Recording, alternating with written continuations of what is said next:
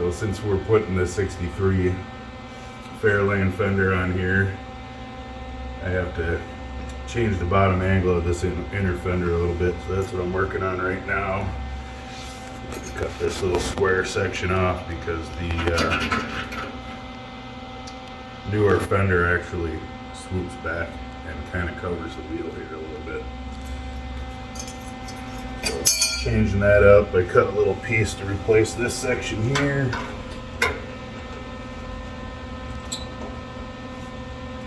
We'll pop right back in there like that. We'll clean this off with the flat wheel. It'll look like a never been messed with. That fender was supposed to be on here. And then we'll do our put the fender on, take it off, put the fender on, take it off thing.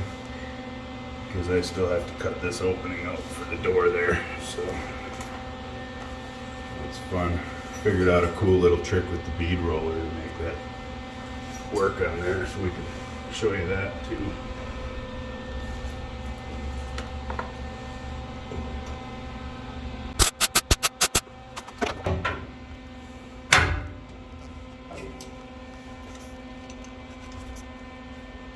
It's hot. That's weird. Yeah. Just need it to twist just a hair. And just block it up. I'll get that part.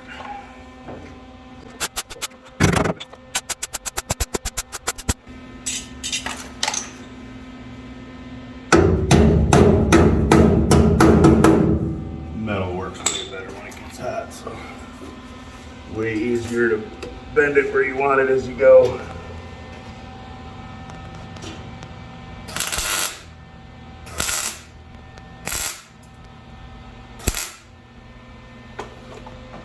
There, so that finishes that. Come through with the flap wheel, clean this all up, make it look pretty, get all this surface rust off, spray it with some KBS so that it doesn't rust again, and then we'll start fitting that fender on there. It'll look like a car before we know it. A few moments later.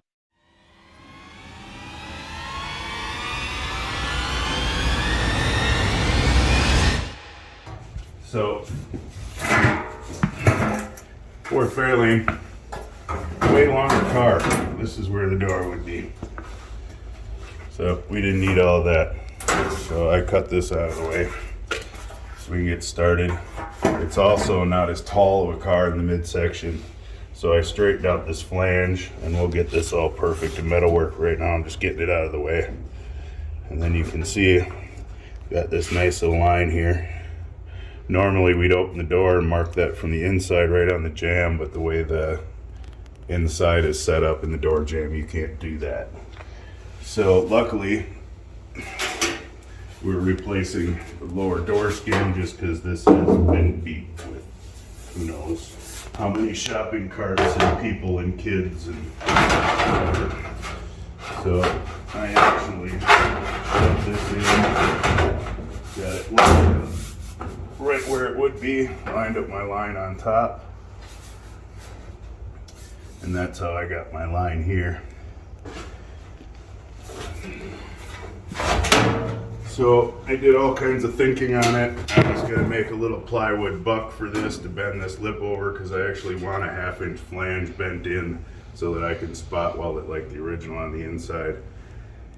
What I came up with is using the bead roller to get that initial break, and then I just hammer the rest of it back through. So I'll cut this off, leaving a 1/2 inch on this side of the line, run it through the bead roller, get that break, hammer it good, get it in, and then we'll make a new piece under here once we get this all hammered and dollied and nice and clean.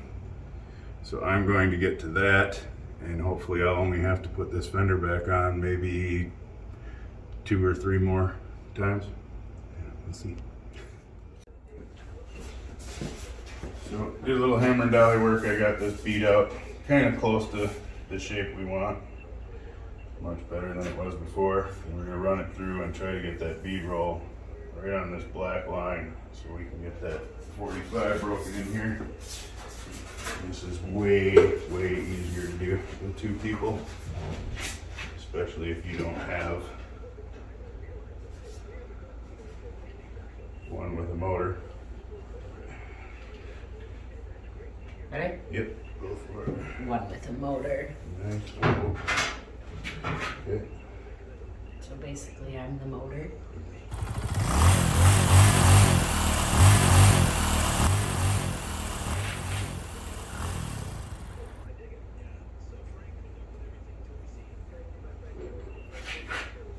And it's best if you like pretend to do this one time first, because it's really not fun if you get halfway through a bead roll and then find out that you're running into the wall or the mouth of your bead roller doesn't open far enough.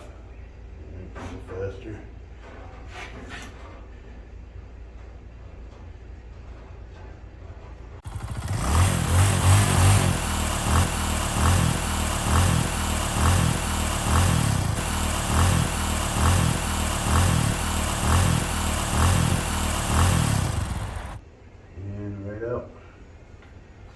Ta-da. Yeah, so that gives me my brake line. So now all I gotta do is bend this the rest of the way over. And we're all set. We'll see if it fits. So I got the quarter welded up on the rear, all smoothed out with a flap wheel. Looks really nice. The Fairlane fender fit in here perfect. Gave us this nice little overlap over the tire, gave us an extra inch or so of room for a little bit larger, wider tires in the back. I'm going to do some messing around with this gas hole because that's really flimsy and hokey. There's got to be a better way that will hinge that, and then I'll... Hokey? Yeah, hokey.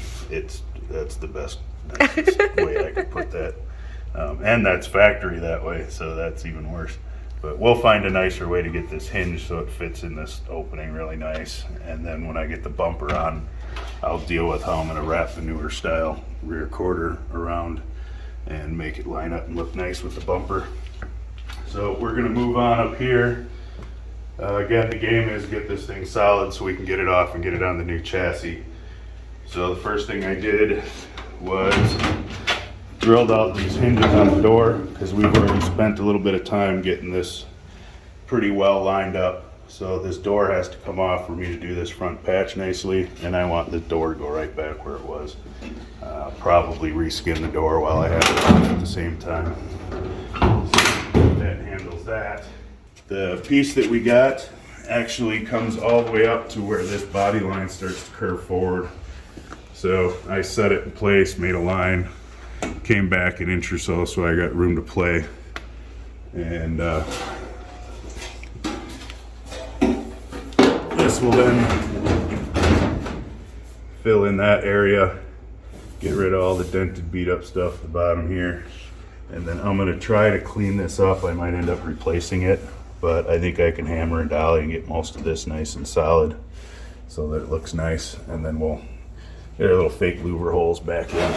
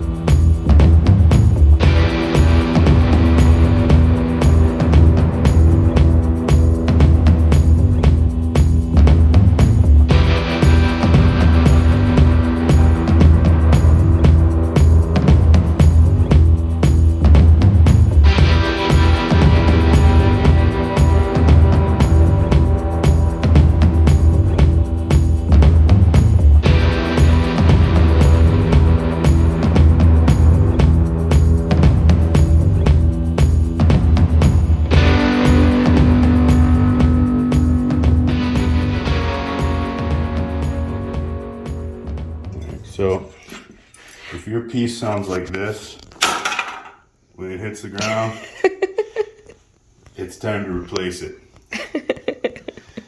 So yeah, this is somebody can melt this down, make some fishing weights or something out of it, but it is about a 1/4 inch thick of nothing but lead. So obviously this was crunched and fixed in the 60s or something.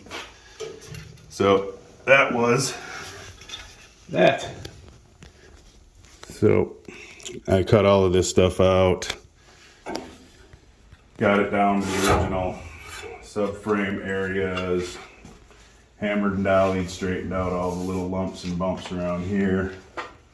And then before I cut this big chunk out, I actually laid this over the top.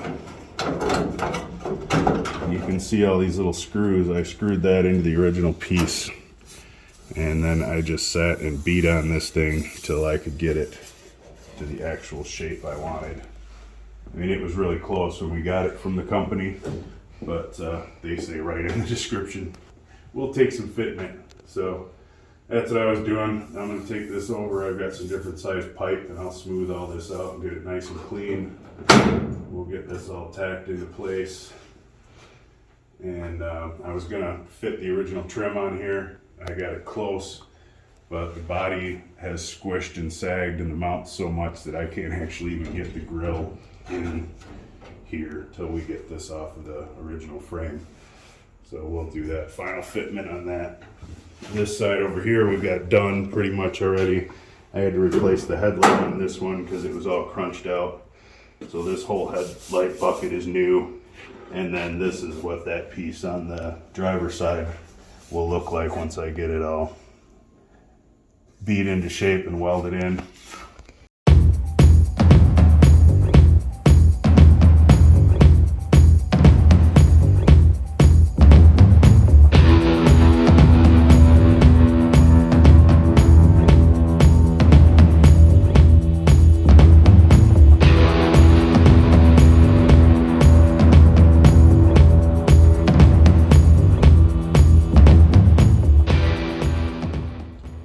So we got the headlights all fitted up, or the buckets for the headlights. They didn't quite fit with the new patches, and then of course the other side was so beat up that by the time I put the rings on, they weren't sitting flush. So I've got those fitted up good enough. The last little bit will get perfectly smooth when we do the filler work. I found out when we got in here and I went to start fitting the trim on, we knew that this had been hit, but this was really bad. This whole inner structure was pushed back about 1/2 of an inch. So I actually had to cut that loose and pull it all forward, re-weld it back up, clean it up. But now I've got this where it's supposed to be. I've actually fitted the trim on. Everything fits perfect in those corners. And then this front here was also all dented up. So I fit the trim on, found out that it was sunk in a bit, cut the pinch weld section of it loose, beat all the dents out of this with the hammer and dolly, and that's when I realized that this inner structure had been pushed in. So I cut that down the center so it actually pulls forward. I'll get that re-welded up, pulled forward where it's supposed to be, and then I'm actually going to make a separate piece for each side, spot welded in with a brake bend on it, so I know I've got a good straight line here. Get it tacked in with the trim on, all taped up. We'll take it up and weld that up, and then the front end will be done. This will actually done. The trim will actually all fit, and we can move on to the door on the other side, which I have been kind of procrastinating is the word. Just a little bit, because it's a holy door.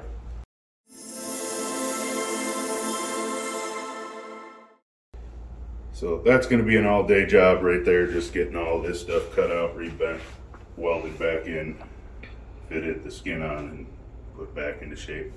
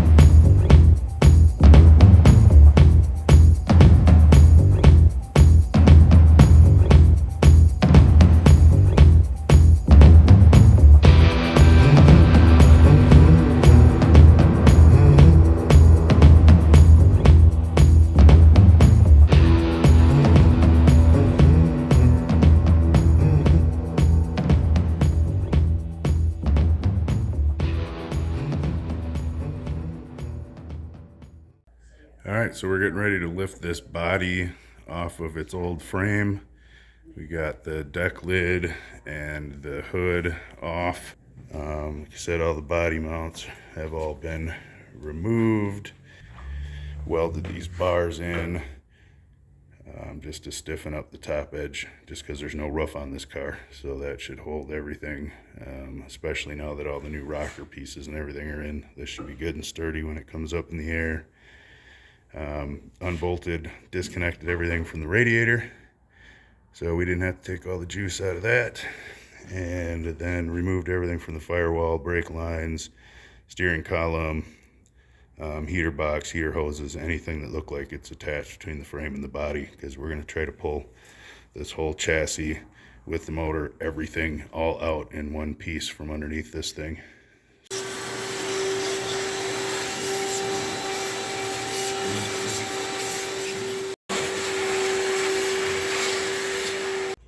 Up some more.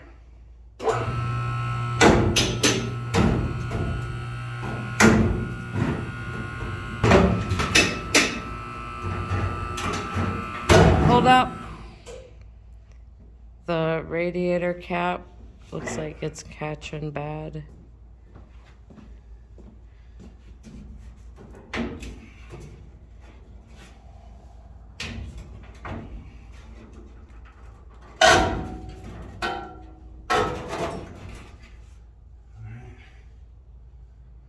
That looks like full separation. Yeah, I think we're officially clear.